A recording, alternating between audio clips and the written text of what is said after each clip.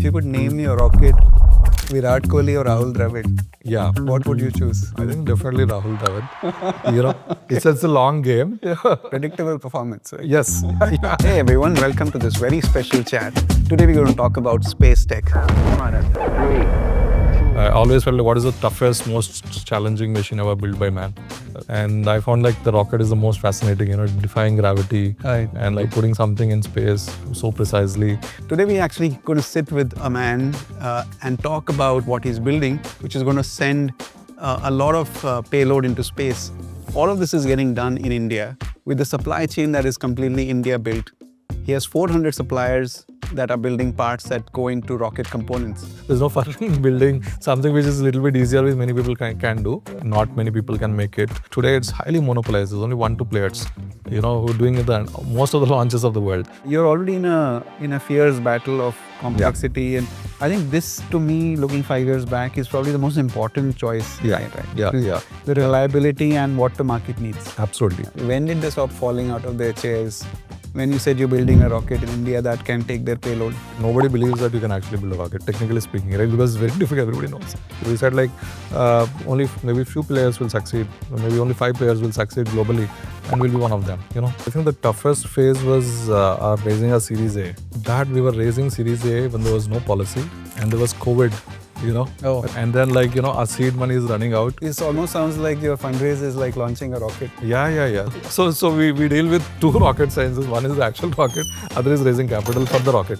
Now we are getting into launching orbital vehicles and being very proud being an Indian company, getting a shot at it in the coming months. So now like reaching orbit is like the next step, and which is considered like one of the toughest things ever, a marvel of engineering to get there. So what we are hearing about today is something actually very, very difficult that only few companies in the world have achieved. So let's jump into the chat with Pawan.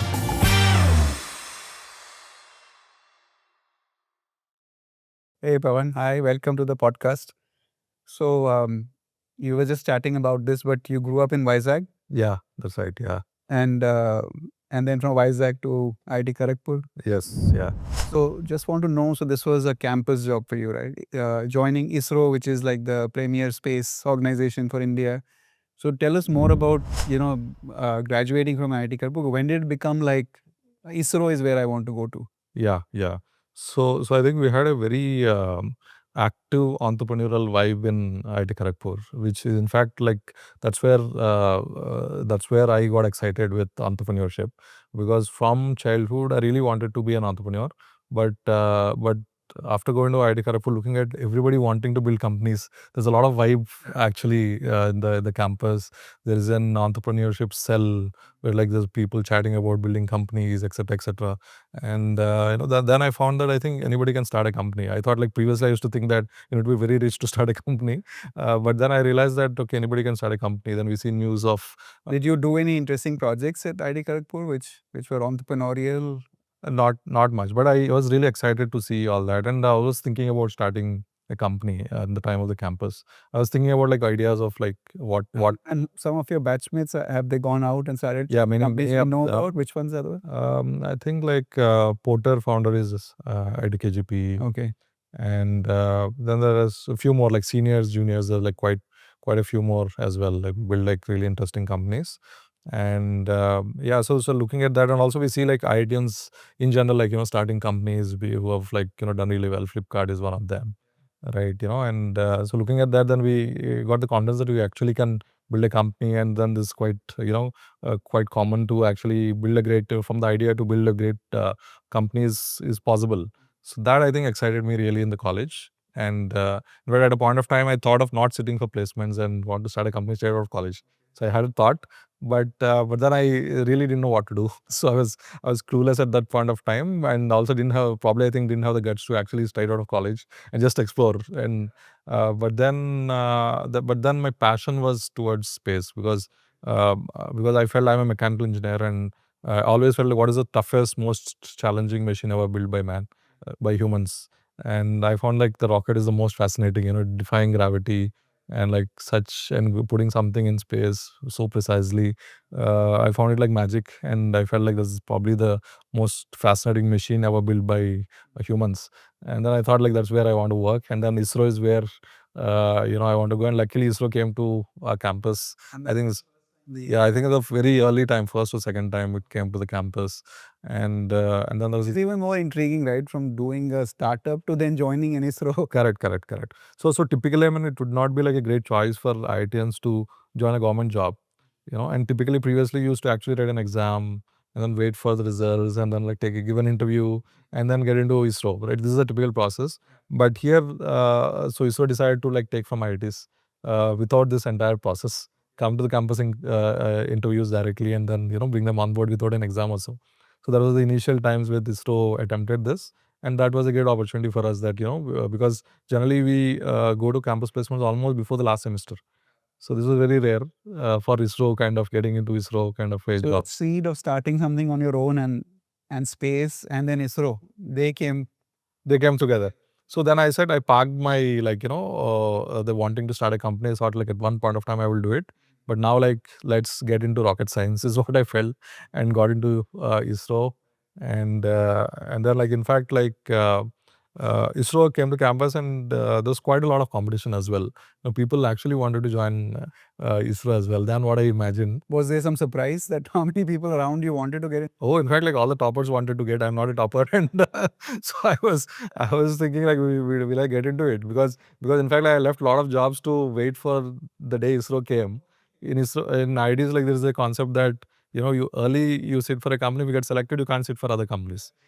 So day one, day two, day three. I was not like a high CGPA guy. I was a normal guy there. And then like when the ISRO day came, it was like all the toppers were there lining up to wanting to get into ISRO. But luckily I got it. So ISRO liked me, and despite like everybody else has high GPAs who got selected, and mine I was a 7 pointer, and I was lucky enough to get into ISRO. And the scientists felt that I'm good enough for them. And then I got an offer from ISRO. I was very happy. I was very excited. And then like, Does that still bring a smile to your face? Getting oh, absolutely. Yeah, absolutely. I think I was very happy that I got into ISRO. Yeah. Oh, very cool. And uh, ISRO's known across the world for frugal engineering. Yeah. Did that become kind of a go-to model for you as you kept thinking about doing something on your own? Did it kind of seep in a philosophy way for you? Yeah, absolutely. I think the DNA of doing more with less has been part of ISRO, because we did things with lesser budget than what other many space programs. That is because of the resources which were available. Whatever resources available, you want to do bigger things. So that frugal mindset is always there, and that DNA is always there. I think it's fundamentally there in Indians, and then it is also there in ISRO. And in the scientific community, because the resources were not as much at disposal as like developed nations, but they'll you still are aiming for this, aiming for moon, Mars, etc. So I think that DNA was always built in, and then I was part of ISRO, so I was also have that kind of mindset and DNA. So like this is like daily job for us to actually do more with less, right? And can you double click? Because, of course, we know the kind of budgets that foreign space agencies have, and it's not just the budget, right? There's also, it taxes the system in terms of the time it takes, the size of the project. What, if you just explain a little bit more beyond the budget. Yeah. What does frugal engineering really meant at ISRO? Yeah. So in fact, like one more thing is that most of the space programs you see is like sometimes multi decades, multi years. So when you get a shot at it, you see that it works, right? So that kind of DNA is also there. Like one is like doing more with less. Other thing is that what you do, you make it right. So this, I think, both philosophies go hand in hand. It's not just frugal engineering; it's like real hardcore engineering and making them work for it. For example, that's the reason why ISRO became the first country in the world where they were able to go to the Mars in the very first attempt. The Mars orbiter mission was the first attempt where a country was able to go to Mars in the very first attempt. And then we landed on the south pole of the moon for the first time ever in the world. Right. So some of these firsts are only possible with not only the frugal engineering, but also like, the mindset of getting things right. And also like, even though they're super complex. Yeah. In some ways, the SpaceXs of the world have also looked at the way NASA was working and then questioned, why can it not be done this way? Why does it have to be done? So more first principle thinking, just questioning. Yeah. So would you say ISRO was thinking like an Elon way before Elon brought about SpaceX? Yeah, no, I mean, as you see, basically, it's ISRO's purpose is different. ISRO's purpose is like meeting the nation needs, and then like we have our communication needs like the TV and the communicating like the connectivity in the remote villages, and then like fishermen. I know, in fact, like a lot of fishermen rely on satellite data to find the right shoals of fish. So there is a service called potential fishing zones, right? So there's like, and then there's like a lot of science, like there's astronomy satellites, there's satellites to go to the Mars, Moon, etc. So exploration, and then national interests, and then also like friendly nations, working with the friendly nations. So this is what like nation building in space was around. So that was the purpose, more purpose of ISRO. So it was purpose not like to do commercial launches, doing 100 200 launches a year, and becoming a business. So that's the reason why, like, I think SpaceX is driven by commerce, design, driven by entrepreneurial force, literally, right? So that was actually not for any space agency, whether it's NASA or ISRO. So that's not the purpose. Purpose is like different. So that's the reason why you need a coexistence of both private companies and government agencies. So, and government agencies are best at like research, building the capability of the country, etc., which, for example, NASA does really well, right? So the same thing with ISRO, right? So now like there's also a shakeup in the space industry, where like government wants more private companies so that we can compete with the best in the world, because we need, already you have a great agency like ISRO. Now coupled with the private companies coming up, it's a great force which can push India forward in the space industry. All right. And you were part of vehicle launch, and I know that you were part of something of mission which was humongous in size, right? Yeah. I think the size wise. So I don't know if that's the one, but what is the when you look back, what's the coolest thing that you did as mission deputy mission? Yeah, so definitely, I think as I was part of the project called LVM3. It is the largest rocket ever built in India. So I joined ISRO during the last leg of the development. So I was lucky enough to see that, like, the phase from like last phase of the design completion, and then testing, and then to the launch. I was part of the couple I of mean, launch missions. for people like me who don't get it, complexity wise, an LVM versus how does is it exponentially more complex, and the number of parts in it would be far more. So just Yeah, absolutely. I mean, for example, there's something called rocket equation, right? So there's a logarithmic in that.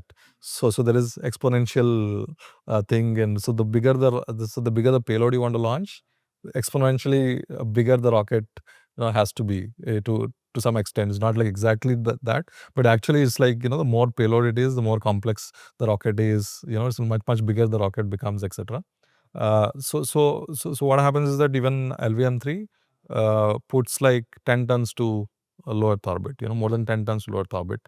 and For example, is it higher risk because it burns more fuel? And yeah, it burns more fuel. It's much bigger rocket, right? And then also there is PS, just to compare, like PSLV has been the workhorse for India.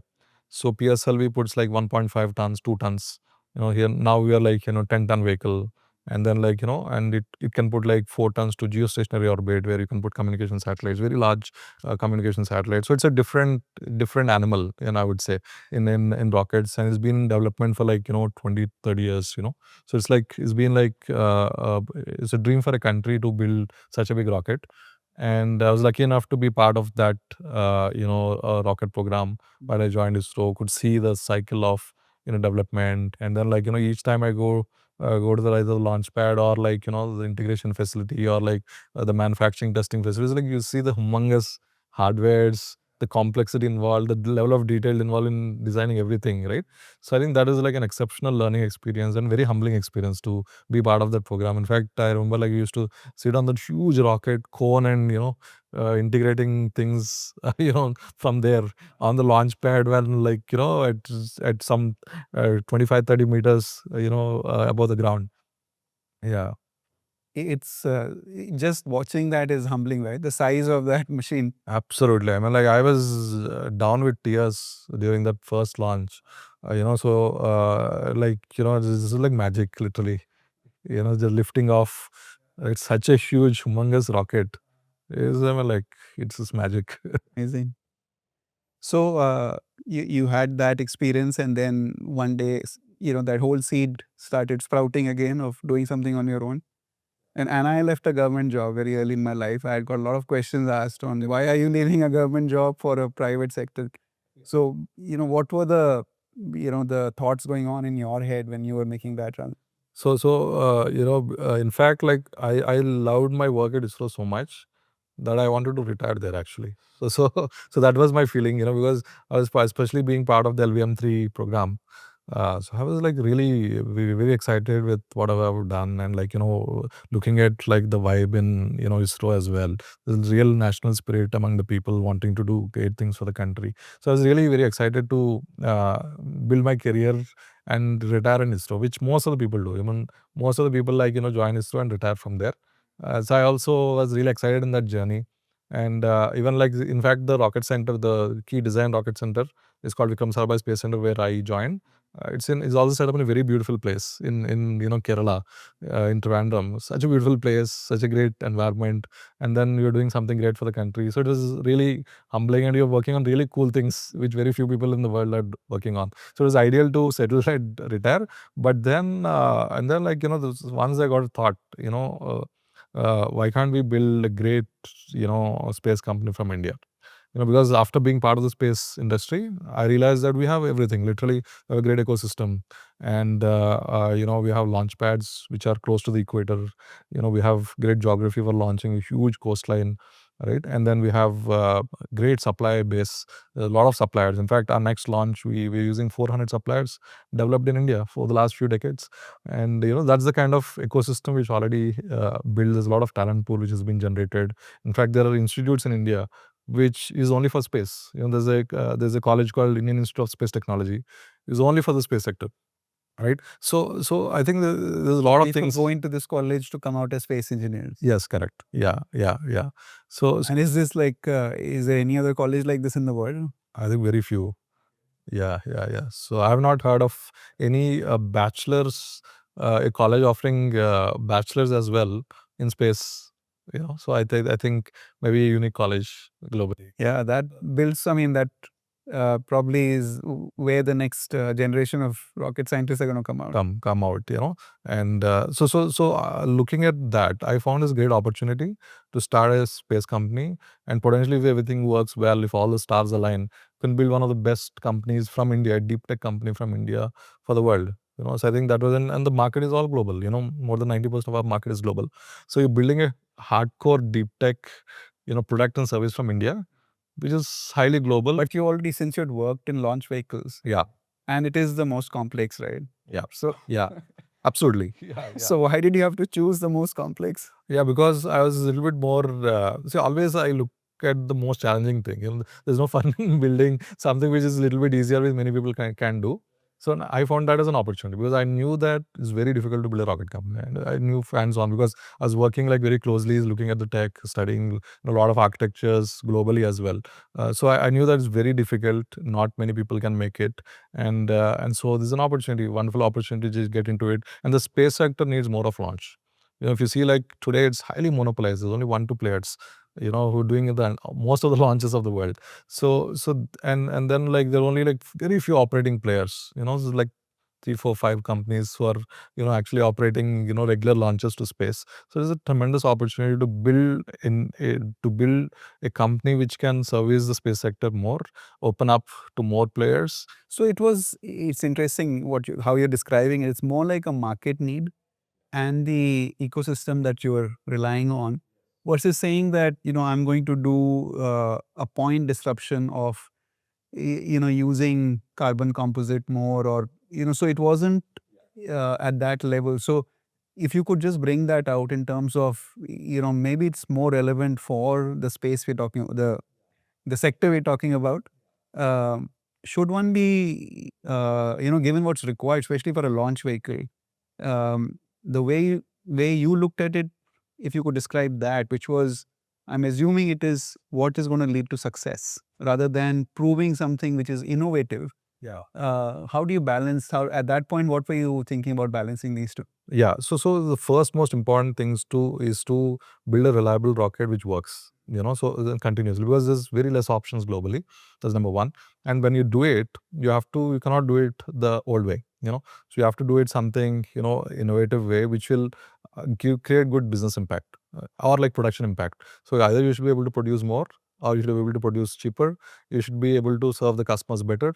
So it should be like a business linked development of the product is very, very important. But given that by itself it is such a hard thing to do, then to say that, so just proving that is powerful enough versus saying I will change or try something new. Yeah. So this is a good option, because like finally, like to be market competitive, you have to have a very good cost product at very good cost, and you should be able to mass produce more. Like we have companies unable to scale the number of rockets. We have companies who are too expensive, like the customers will not be able to buy, right? So this makes it quite difficult. So one is building the tough product, you're able to achieve launches. Second thing is you'll be able to serve the customer needs as well, right? So both these things are, I think, equally important. And considering that even though less players, one thing is because either one is very difficult to get it, and second thing is also very difficult to get that customer delight always. That means like launching for the customer needs, and then like having it at the cost point which they can actually open up to launch their constellation, for example, right? So I think it needs to be both needs to be balanced. So for that you need a very good, efficient, low cost rocket which is reliable. So it's not only just capability to launch, it's also to have a good rocket which meets the market needs. Like for example, sometimes that's the reason why we're also building a smaller rocket, because most of the satellites which will be produced in the future will be below 500 kilograms. Right. So this becomes so even you can build 1,000 kilogram rocket, or you can build a much smaller rocket, like 100 kilogram rocket or something, but both may not fit the real market needs right now. So you need to actually choose what exactly to build, which meets the market requirement, and then get it right. So that's the whole. There's a lot too many factors to make it This happen. probably may be the most important minute of this long conversation, which is the choice that you made at that point of, you're already in a fierce battle of complexity and putting things together. But when I look back 5 years, and I'm just borrowing from what you would have thought of at that point, I think this, to me, looking 5 years back, is probably the most important choice you made, right? Which is the reliability and what the market needs. Absolutely. So I think we chose a tech, and choices of the tech is something which are reliable, mass producible, and also direct fit for what the market needs. So I think those choices were very, very important, because you need to go quick to the market. You need to go actually reliable. That means you have to consistently launch, successfully, and then you have to fit the market needs, like both the cost and what all payloads you can launch, meeting these requirements, and also the production level to meet the market needs. So I think these are all like multiple facets of choices which we have made. And execute doability, right? At some point, there is you're buying into some amount of risk by trying something new. So I guess, based on your experience, would you say that you were able to pick which parts of the rocket are you going to take a risk in, and which parts you will not take a risk? Yes. So what we so a problem statement was like get to market quick, and at low cost as possible, and a reliable architecture. That's it. Whatever is required. If new things are required, we'll develop new things. This is the reason why we have to develop an all carbon fiber rocket. First time in the country in the space sector, we're developing a rocket which is like entirely built with, the entire structure is built with carbon fiber. So it makes the rocket more efficient, in fact, protection friendly. In fact, if you use multiple materials, you need like a different, if you everything is uniform with the same material, it's easy to produce them more. And carbon fibers are actually easier to produce. And now you're getting cheaper, they're very, very cheap right now. So these choices, all stem from the problem statement which we wanted to solve.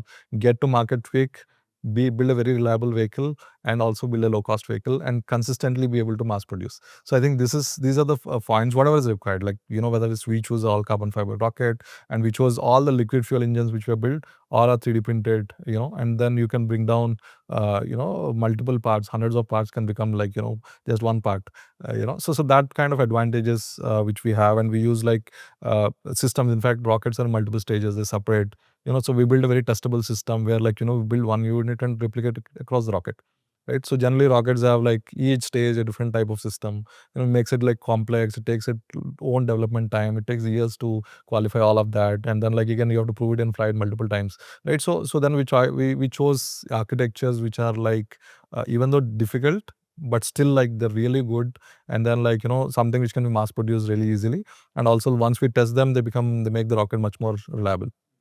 Yeah, very interesting. So from the time you set the boundary conditions, the design parameters, and say this is what we want to build. Yeah. Uh, when you look back, anything that worked to your surprise, like the price of carbon composite, how it has moved, etc. Anything that really surprised you in the way it has moved? Yeah, in fact, like, we started increasing the size of the rocket as we built, So, like I mentioned, right? So, we heard a lot from the customers on, we realized that, in fact, we wanted to build a small satellite rocket. But then, like, we realized that small satellites are getting bigger slightly, So the 100 kg satellites are becoming 200 kgs. The 200 kg satellites are becoming 300 kilograms. So because they want like a little bit more capability into the satellites. So as the market trends have gone, we actually increase the size of the rockets. So we had to change like designs couple of times. So it's so even the boundary conditions also kept changing. So we kept evolving the rocket and still like try to meet the timelines as much as possible, because typical development timeline of a rocket can take even 10 years to build an orbital class rocket. Most people took like close to 10 years to build a rocket, and you have to build it in 6 years, 7 years, and then we're also changing as per the market needs and then doing it. So that has been like quite a surprising challenge, because initially when we thought okay, this is the requirements, that's it, just make the rocket as, to meet these requirements, and then like execute it. But then if the requirements keep changing, that's a different ballgame to execute it. So in your engineering decisions, you are actually catering for where the world is going to be 3 years down the line, 2 years down the line. Yes, yeah. So we made it modular as well, so that like it meets like a wide range of customers. Finally, at the end of the day, it's a business, right? So we need to meet the wide range of requirements. And then is one good thing about us is that like because of very less players, so what happens is that the customers also follow up with us. When is the rocket getting ready? When are you going to start the service? So that is because like it's really important for them to have more players, more options, better options, right? So that's the biggest gap. Customers, when did they stop falling out of their chairs? When you said you're building a rocket in India that can take their payload. Yeah. Yes. So was there like an initially in the few early years, was it more a look of disbelief? Yeah. Oh, of course. I mean, see, everybody initially, right? When we are in the early phase, right? Nobody believes that you can actually build a rocket, technically speaking, right? Because it's very difficult. Everybody knows it's very difficult. Very few people made it so far, right? So, and there are like quite a lot of people at that point of when we started off. Like, one of the biggest challenge to explain to investors is like, there's so many players. How can you succeed? But then what happened is over the last few years, only few people were able to launch a rocket to space. That's the reality of it. Then that we told even that time when we were raising capital, we said like only maybe few players will succeed, maybe only 5 players will succeed globally, and we'll be one of them, and then that's actually becoming a reality now. So that's so difficult, and so initially there was a lot of disbelief among like customers, investors, everybody alike. And slowly as we started proving more and more milestones, especially our launch of Vikram S, which is like a very historic launch for India, and that was actually I think the moment where like people started believing there's this serious company doing serious business, and they're quite ready to actually take on customer payloads. And then we started having like really good engagements with customers, really serious conversations. We started learning more, like we tuned the rocket even through that knowledge, right? So I think it's been a great phenomenal journey with customers as well to bring to their confidence. And then now like we're getting to the journey of like meeting the requirements in the coming years. Yeah. And like for example, in a software company, you'll have a few customers who are not going to pay you a lot of money, but they will actually teach you what they're looking for. So in building a launch vehicle, is it also similar where you would work with a few customers who will share their requirements in more detail as if you're already ready? Yeah. That's exactly how it is for us as well. So we have all sorts of customers. Some customers who play really good premiums. Some sort of customers who may not be able to do it. So and they share their requirements that this is like the target cost we're looking at. So this is the existing options which we have. First few years is a lot of customer engagement and Yeah. So yes. So first few years were more like engagement with startups. That's similar stages are slightly better, right? So people who believed we were part of the journey. Actually, they are also building their own satellites. They're also startup, early stage startups. Some big companies, but mostly startups, etc. But later the serious customers, the business people who have already like plans to build constellations, they've like raised large capital or like already large companies. We start engaging with them, and that opens up new insights of the opportunity. And then like everybody has their unique requirements, and in fact, like within the business, in fact, like the entire business model is launching to unique requirements, which the big rockets cannot launch. For example, if you want a unique orbit to launch to, you cannot book a $70 million rocket which is built by SpaceX and then like launch a 200 kilogram satellite to orbit. You have to choose a custom launcher. You have to choose your own rocket and then book them and then launch to that particular unique orbit, because nobody else goes to the same orbit. So you cannot collate enough satellites to go to the same location, right? So that's the opportunity you're solving. It's like the opportunity we're solving is unique customizable requirements. So it's like important to learn the requirements of all the customers who are planning their satellite constellation in the next 5 years, and based on that tune a rocket to meet their needs. Got it. And to take what you said to share with the with as a playbook for a deep tech founder. Yeah. Very similar situations, right? Where what uh, they're facing is a long gestation before they can deliver a working model or a semi-working model for the world to start having faith in their ability to deliver something. Now, in terms of how you planned this, again, there was a longish gestation between start to Vikram S, and that period was probably a more testing period for you. Yes. So, but you talked about milestones, which is very interesting. So, for a deep tech founder, what would your advice be between that when starting to when you have a more working proven model? Yeah. So I think for the deep tech founder, I think it's very, very clear that it's a long game. It's very clear. So what happens is that what I see very common among deep tech founders is like, for them the biggest milestone is the next fundraise, which is true. I mean, for sure true. But then that should not affect the long term direction, because so that's very important, because if we take wrong steps in between, we end up in the wrong destination. So that's very clear. So you may be good now, you may be good for next 1-2 years, but eventually you'll hit a wall, right? There's a high chance of like failure. So it's like already deep tech is very deeply tough, and then like and then like when there are like short term gains which drive your direction Only till the next fundraise person. yes if that is the thing, and then like you're optimizing for the next fundraise alone, but that doesn't align with your long-term requirement. So that I think that misalignment adds up, and then that can cause like a big backlash later on. The other How do investors value the long path you set, right? Investor pressures always show me something quick. Yeah, that's right. I think that is how like the individual milestones to be identified very clearly. So even though like the major milestone is like few years away, you don't create a milestone which may not be fully essential, and then instead of making it happen. So you meet that major milestone, of course, and that will have a lot of milestones to meet to get there. So even though they may not like look super attractive initially, but I think the investor should look into that this is a path in the right direction, and then you have like proof points on the way that you can get to that, and then you do it. So there is some degree of investor education so that they can appreciate. Absolutely. So I think that is what we have done. We have spent like good time with our investors, and then we showed them that this is the path which we're going to take. And then, the moment they see the hardware which is getting into that, even though it's 2 years away, so they know that is going to get there, and the way we are thinking is going to get there. So each component is a win. Very important thing. And we in fact like show them like the how we build the rocket, what are the risks, it's just very transparent discussion of like how to build a rocket, and what are the various risks which can happen, what are the choices which we have taken, why we have taken those choices. So I think we bring them on board in the journey of how we do it, and then they realize that okay, this is the right path, I think you're thinking in the right direction, and then we have proof points of these which have already been done. And then like also generally, as like fundraising is also like a multi-month process, like 4 months, 6 months, sometimes even 8 months, right? In that process, of course, startups are very fast. They have to be very fast. You have a lot of milestones which are happening in those timelines as well. May not be a major milestone, but towards a major milestone, there are a lot of signals that you're doing the right thing and you're getting there, right? So they see those points, and then they build that more conviction, right? So I think it's a journey to actually, to absorb all the risks which are there, to absorb that what is the path which you're getting into, and then what are the signs of success towards that. and then building. In fact, like we raised like a. It almost sounds like your fundraise is like launching a rocket. Yeah. So in fact, You're broken down every step. Right? Yeah. In fact, I say that raising capital is like rocket science.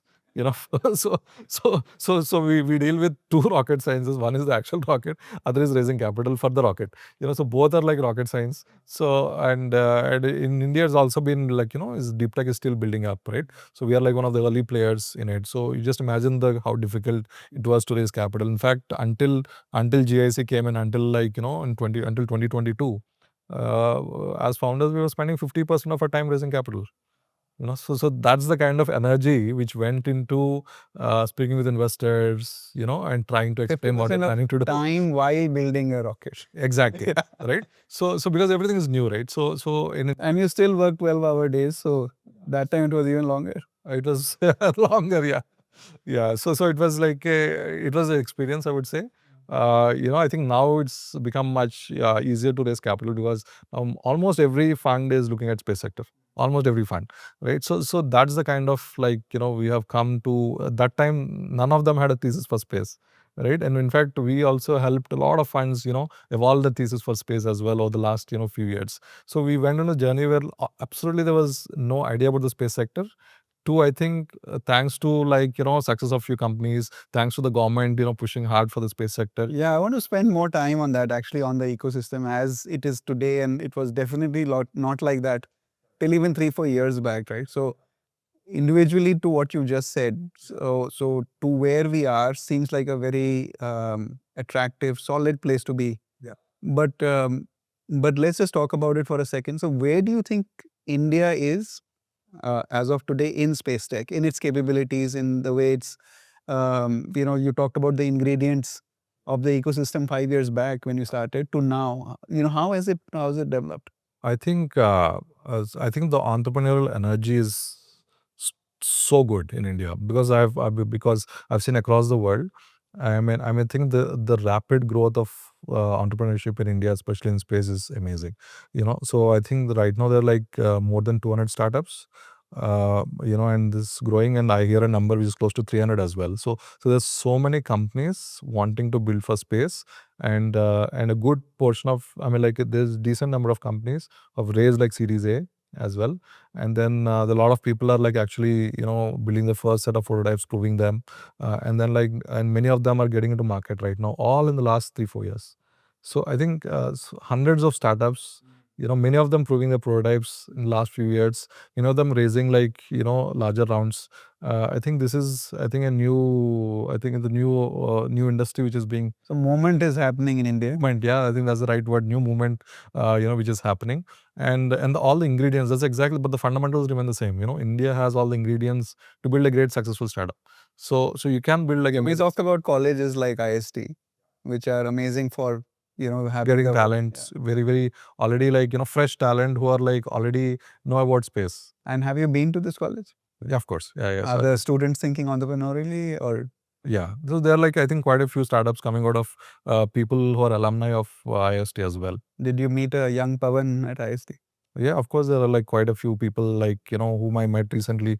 Also, I met one company who's founded by an IST, and right. So it's really quite interesting to see. One typical advice to young people, is go to a big company, learn how complex things are, and then do your startup. Yeah. So you went to ISRO when you wanted to do a startup. To a young IST grad, would you now say, go to ISRO, learn how complex it is, and then? No, I think you should start a startup right away. Because I would have done it right away. Because no, even though it's a good foundation, right? But still, I think you can develop it yourself. Now, like knowledge is everywhere, so you can learn what you want. You can get talent. You can get people who have already known things, right? So building an enterprise is a different thing altogether. So it really helps if you have like your hands on, and then but still you can learn a lot of good ingredients. Like for example, it's quite well known that Elon Musk learned rocket science. After while before building space, he's never from the space industry. But he had to build it from scratch. He read books. And they're like, he read books, he talked to people, he got the right people and built SpaceX, right? So I think right now, you be any tech guy who are inclined to really good do tech and who have learned engineering and I think they can build a space company. Yeah. And again, when I talk to some folks outside India, uh, it's still hard for them to put their head around the fact that space is a big opportunity in India. Yeah, correct. Because India's obviously seen conventionally and maybe software development, but not because it's a combination of hardware. The advantage of doing a space tech in India just help us understand that a bit more again, because talent we get, but the rest of the stuff is also equally important, right? You got this massive testing facility or a build hardware facility here. A lot needs to come together to do something. So how is that? How are we doing on that? Yeah, so one is talent, which we talked about. The other is infrastructure, right? So for example, we launched Vikram S, in 2022.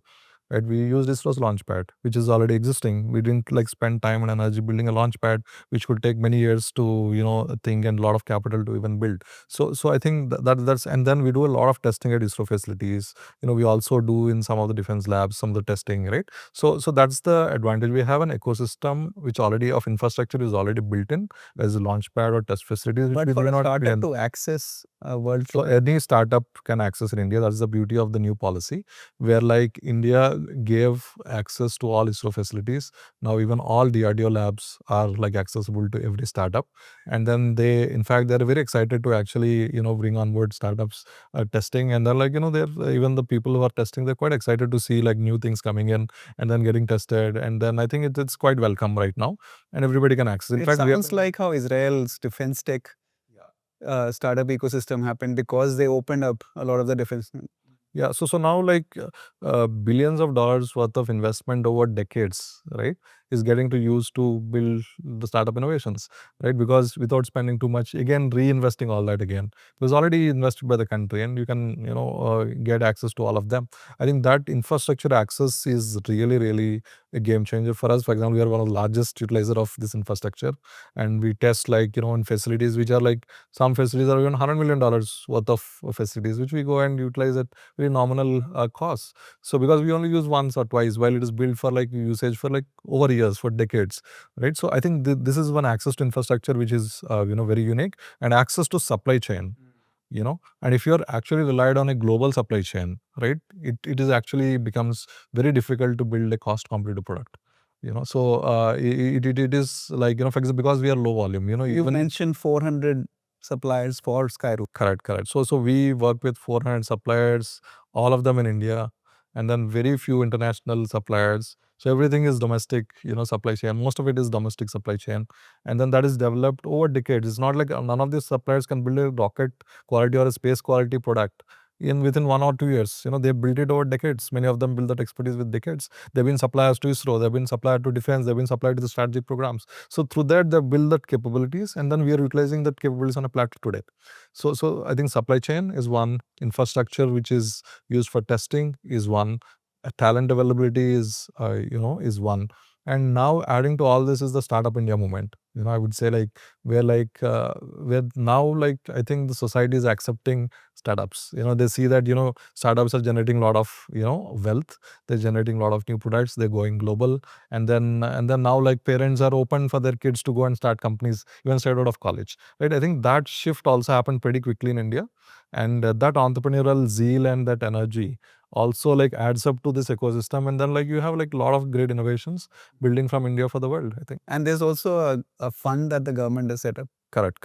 So there is a 1,000 crore fund, and which will have a multiplier effect, because the government is going to put X, that's in validation, and then you can get up to 10x from the private industry. In fact, we build Skyroot completely with private capital, with zero funding from the government. So if that can be done, just imagine when government also starts putting in capital and identifying companies and validating them and then watching for them, and then with a professional kind of a backdrop where they choose few companies to invest in, and that becomes validation to more investors, and they put in more capital. So 1,000 crore can become 10,000 crores of investment getting into the sector. So that is more fuel for building more greater startups. Got it. So 5 years we've kind of covered, and I'm rounding it off a little bit, but next 5 years, right, for Skyroot and for the space ecosystem in India, and especially for somebody who envisioned it 5 years back. Now, how do you see that now? Where is Skyroot 5 years from now?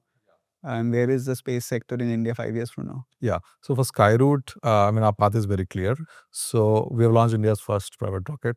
Now we are getting into launching orbital vehicles, which is a commercial capability which the market really needs. The world needs more rockets launching satellites to orbit, and we want to get to that. And being very proud, being an Indian company, getting a shot at it in the coming months. So now like reaching orbit is like the next step, and which is considered like one of the toughest things ever, a marvel of engineering to get there, which we are attempting in few months. And then like after that, consistently reaching orbit, and then generating revenues, profit will be in the coming 2-3 years. And then we want to establish ourselves as one of the top few launch providers, and that is a very unique place to be in, because generally if you see like the top players will stay really long, serve market requirements, become like a potential to become really large businesses, and then become a very unique infrastructure over like space is going to be $1.8 trillion market by 2035. So a very essential infrastructure is launch. And then being among the top few launch players in the world is a very unique place to be in. And for one of Indian the companies- hardest problems is being solved by a company in India. Yes, absolutely. One of the hardest problems in engineering, hardest problems in space industry is the launch. In a time frame which is a fraction of What typically it takes, right? And at a cost, at a fraction of cost, what it takes typically for companies to build. So I think that is something unique which we are doing, and we want to get a really good shot at it in building a wonderful company from India. And then we are like, it's actually global. Like I said, space is global, the market is global, and we're building a deep tech product from here. And that's also very interesting to be among the top few. That's our path to get into that. 5 years down down the line, we want to establish ourselves as a really strong space company globally. And then of course quite proud to like build all that from India. And that also like can shape even the perspective of like what a startup can do from India, and what the deep tech capability from India is. and the world is going to be then coming to India for it, for launch as well as for accessing the value chain that's getting created in this. Absolutely, I think that will boost the entire value chain as well. And I think see getting the global market, and then doing more launches, and you have like hundreds of supply chain, so everybody is benefited, right? So there's an ecosystem which can get built, and there are like multiple, like I said, like the 200 startups, and then like everybody building, like people building satellites, people building solutions, people building different kind of space products and services, all of them also like helping the supply chain, getting like global markets to India. I think that's a great ecosystem which can build really exponentially well. So next 5-10 years are going to be super exciting. Very exciting for and we really hope like we need more and more success stories. Is there a second launch pad coming up? Yeah. So there is there's a launch port, spaceport of India, we call like Sriharikota. So there's an island only for space launches. So we have I've been there many times. It's very rainy. Yeah, it's a beautiful place, and we have launched a Vikramas from that that place. Sriharikota is an island north of Chennai, and So like we've seen some of the Florida launches on TV. yeah. For Sriharikota, where are you standing, and where is the rocket? What's happening? Yeah, so there's a mission control center which is 5 kilometers from the launch site. Yeah, that far. In fact, like whatever you see is also like quite far, but we can see like beautiful launches even from there. And the moment it comes out of the bushes is like a beautiful sight out there. And then typically like See from a tower. Yeah, so we see inside the mission control, it's a tower, it's a closed tower. And then typically what we do is like the moment we see the liftoff. As they show in the movies, people, wearing headsets and saying something. Yeah, correct. We have like, mission control, people talking to each other. How is the watching it live, right? So after the rocket lifts off, after a certain extent, it passes the bushes. You can actually see from Berai. Yeah. So It you looks like slow motion, right? What speed is the rocket going at? rocket actually goes very slow speed because so much of thrust to be built up. So it actually goes very slowly. And then as it goes up, it goes faster. Right? So that's why you see like typically rockets lift off very slowly. And then finally it achieve 8 kilometers a second. That's the beauty of it. Yeah. And then like to answer your question, so there's also a second launch spaceport coming. So Sriharikota is one of them. So there's a new spaceport coming in the southern tip of India in a place called in Tuticorin district in a place called Kulasekarapatnam, and that is where the second launch range or like the second spaceport of India is going to come, and that's also like a great location for doing southward launches. And Sriharikota is a great place for doing eastward launches. So quick geography lesson. So why is India a great place to be launching from? Yeah, so for eastward launches, so like for example, Earth rotates, from rotates in a direction from west to east, right? And then and then if you're on the east coast, so you actually on the rotation of the Earth, the direction of the It's like jumping off a moving car. correct, exactly. So that's why Earth is already moving, right? And your Earth is moving at the highest speed of the equator. So the closest to the equator is the faster you get a kick, right? So for example, from Sriharikota, you get almost half a kilometer per second velocity already built in because you're at Sriharikota, for example, right? So you're already starting with half a kilometer per second. And then you need to reach like around 7.6, 7.7 kilometer a second to reach orbit. Right? You're already having a good kickstart. So the closer to the equator is better. The farther away from equator, you get lower velocity kickstart to start with.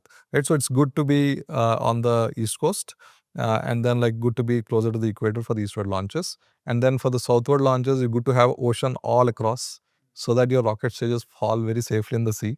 So you need like southward direction to launch to have like a clear ocean. You want eastward direction to have a clear ocean and to be closer to the equator. So these are very unique geographical requirements where for example, landlocked country cannot launch a rocket to space. Feels like it's incredibly blessed.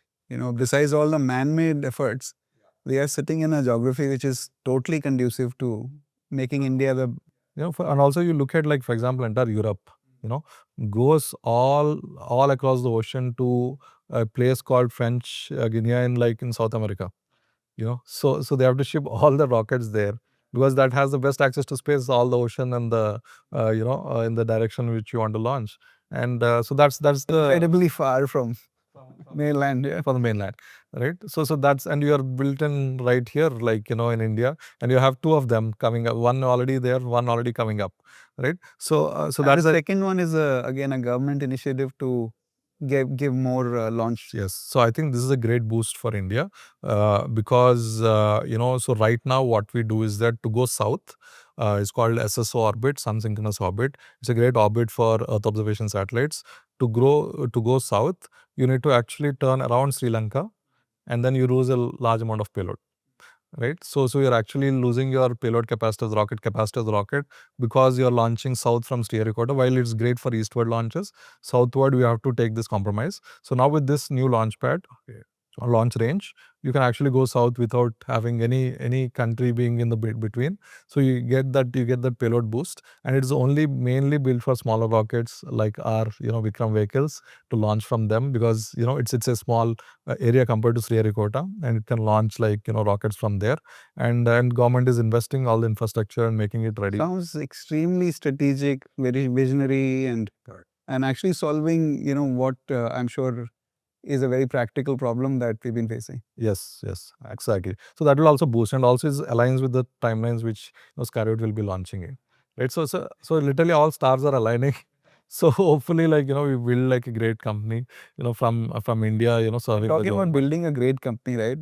Big part of what I see in Skyroot is also the culture. You established your 5 values, 2-3 years back, and you brought a team of 400 plus people.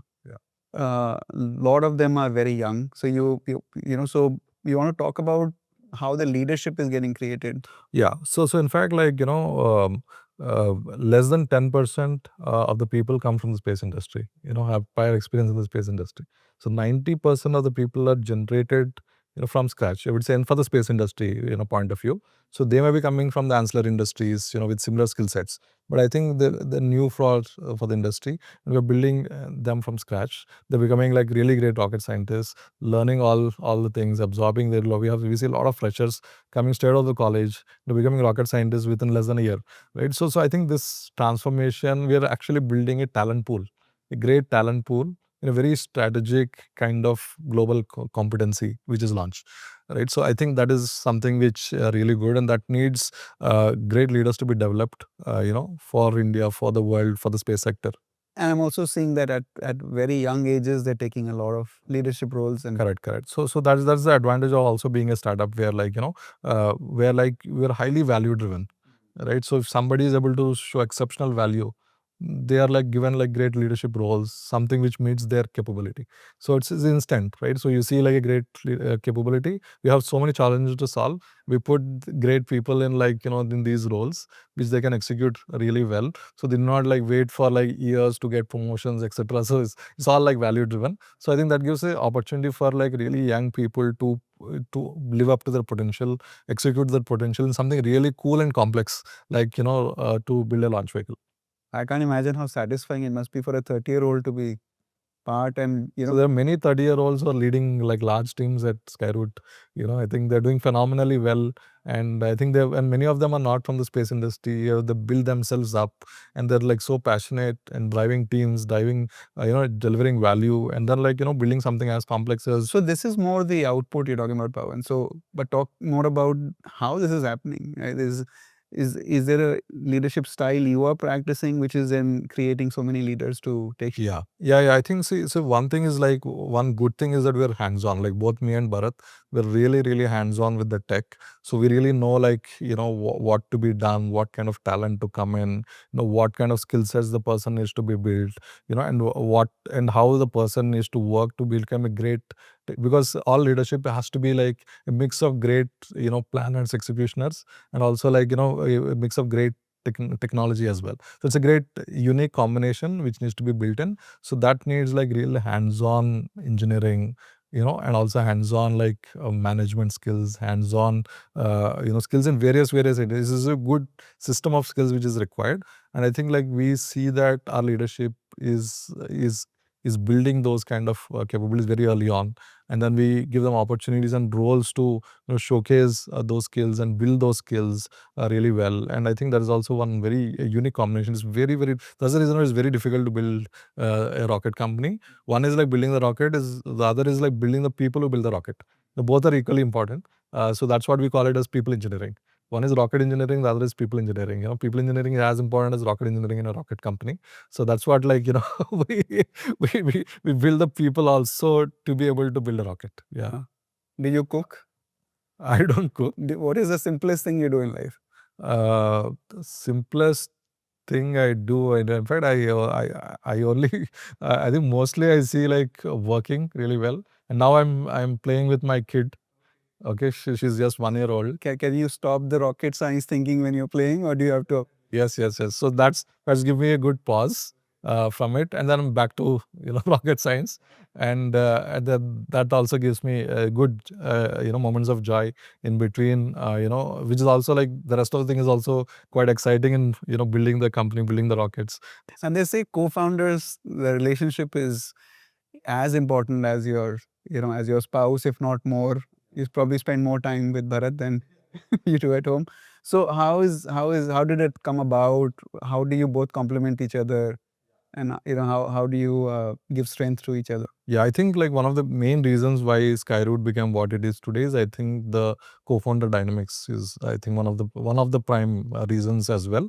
Where I think me and Bharat we get along really well. We've been friends for like more than a decade, and in fact we were flatmates staying in the same house while we were working with at ISRO, right? So that bonding always exists. That that mutual trust.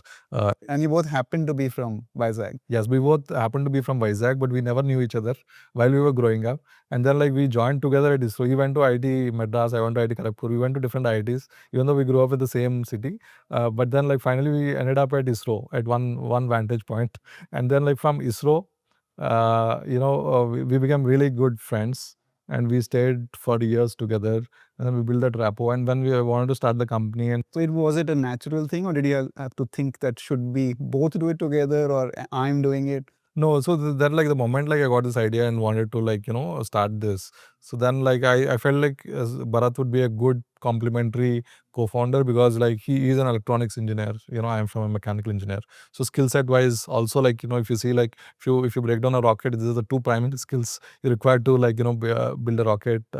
So I think that is one thing. And we also think, and also one of the very important thing for a co-founder is to validation, right? You get an idea, you get a thought, you ask your co-founder, is this the right direction, and get a good feedback, and then he also asks you and you get a good feedback. So that I think that really helps in building the company, and also like complementary skill sets, and also we have different styles, which is also very important. Like I'm a little bit more aggressive type, he's much more calmer type, right? So this is a good combination to have among founders, I feel. And Does talking to him make you calmer?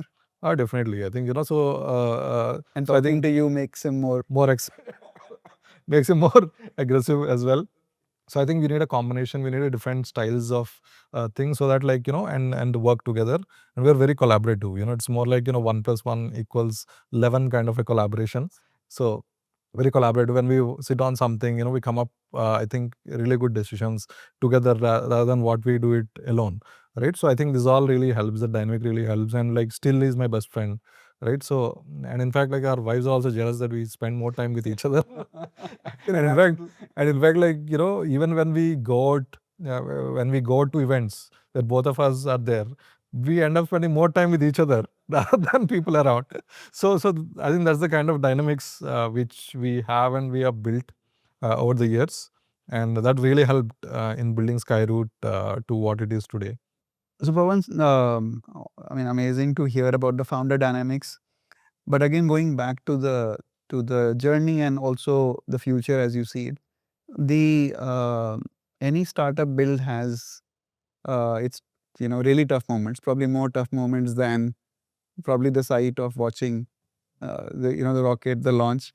Uh, Anything that stands out when you look back on what was extremely hard at that point, and I would of course love to hear what helped you move through it and get past it. So anything comes to mind? Yeah, I think the toughest phase was raising a Series A.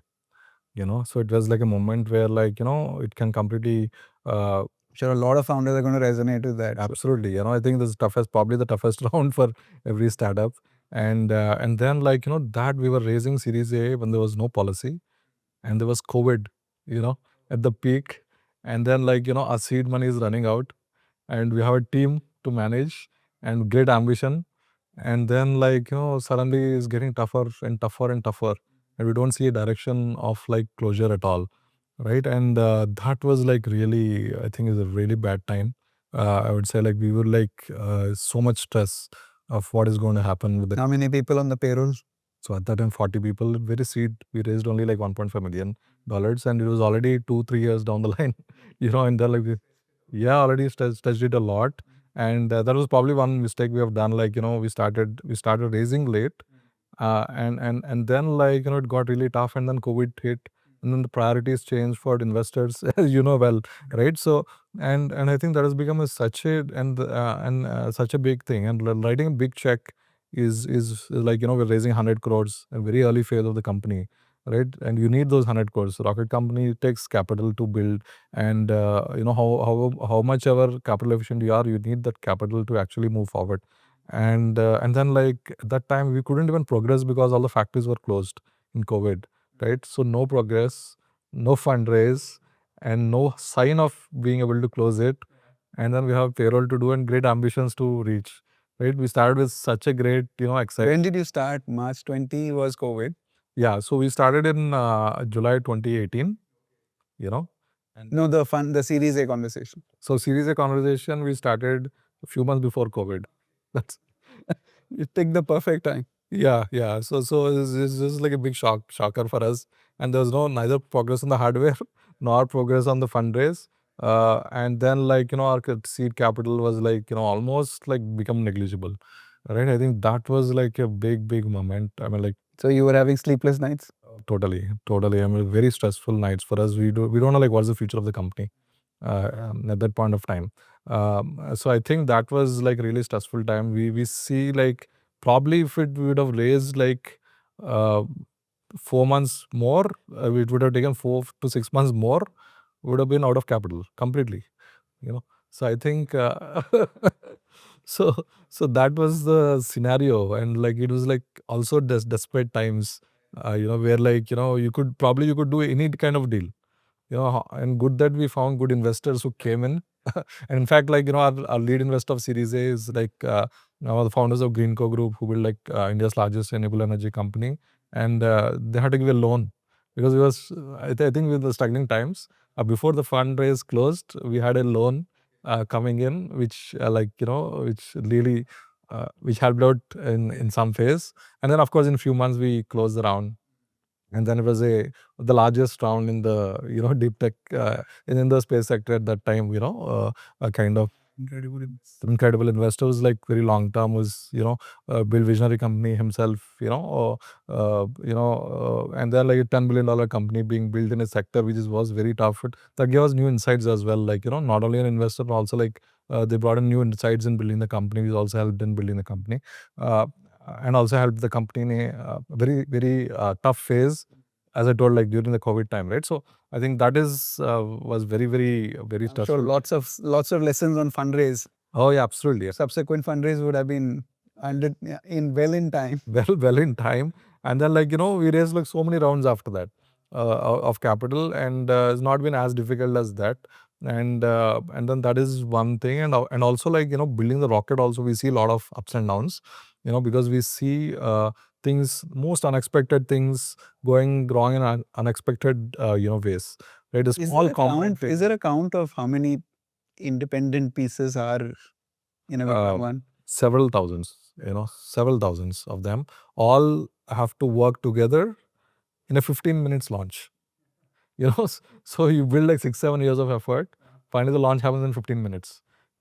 And then like thousands of things have to work together in the time, in extreme environments which you can't test on the ground. So the actual test happens on the launch. You can only simulate them and you can test to some extent, but the actual real test happens together during the launch. That's the beauty of the rocket science. That's why it's called rocket science. And then like you have like and typically, if you could name your rocket Virat Kohli or Rahul Dravid, what would you choose? I think definitely Rahul Dravid. It's a long game. It's a long game, and in fact, like you need the patience of Rahul Dravid to actually build a rocket, because you'll have a lot of spurts. And you wanted to have predictable performance. Yes, yeah. You want to have predictable, performance, and then like the patience, like I said, and then it's a long game. How much of you try? How much of you try? It is a multi-year journey. Probably you can be the best among, like you talk about, like maybe you build the rocket in 6 years is a great milestone. You talk about like you do 2-3 years earlier than other people, but still it's like very long game, and it's a different journey. And then you see like unexpected things happening in the development. You never think that this component you can ever fail. Then that component fails. You optimized everything for everything else. Typically what happens, the most unexpected things fails in like while testing the systems of a rocket, or like even the actual rocket, because the most critical things are generally well taken care of, and the smaller things actually cause the trouble, right? So I think that needs that patience. And the founder's experience, I guess, is important requirement, right? Being able to anticipate or to then respond to an unexpected. Absolutely. I think that really helped. I think the past ISRO experience, and because we are hands-on working on something, because you spend years learning, you spend a lot of time learning things, and then now you apply things. When you're a founder, you're actually learning. You can't spend like 9 hours a day learning something. So that's the luxury you will not have as a founder. So the past experience and the past learnings really help. Really, even though you can build a startup from scratch, also, but you need to do that learning for sure to actually be able to handle it really well. I see. And this question is again more for the founders in Spacetech who are out there. So according to you, what is one thing that is overhyped? Yeah. And one thing that is underrated? Yeah. So I think overhyped is like every pitch is overhyped.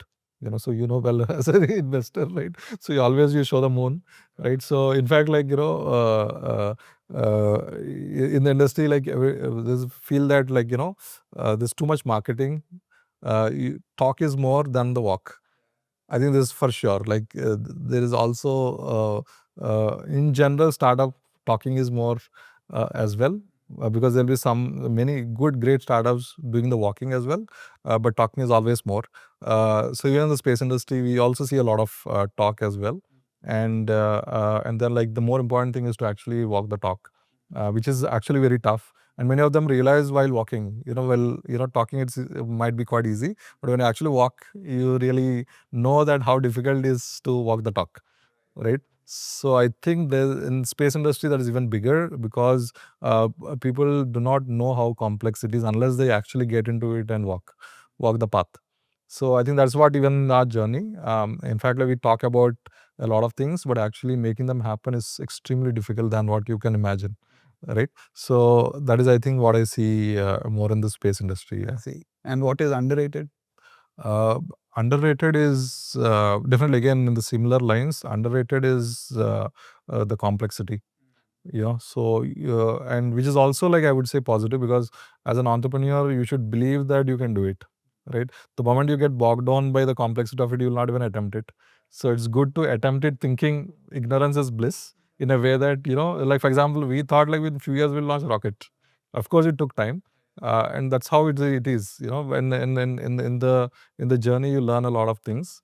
Yeah, so underrated is definitely the complexity, because it'll look as if everything is possible and doable and very simple. But when you start When you walking, start doing it, yeah, you realize how complex it is, and you realize that how much you have to change, how many variables are there to solve to make it happen, and and how difficult it is, how you have to reinvent yourself, how to reinvent the company, how to reinvent the partners, everything. I think it's a continuous reinvention which is required to solve problems in space. So I think the complexity is very underrated. It's the moment. So that's the reason why you see very less successful space companies. You'll have of course it's a large market, very few people taking a large chunks of the market. That's just because it's super complex. So the moment you handle the complexity, it's wonderful opportunity. So that's exactly, even in the launch is the same thing. You'll have less number of players, but great opportunity for each player. So I think that's how it is. Yeah. Superb, great advice. Good to know. And it's just amazing sitting in your very, very cool office.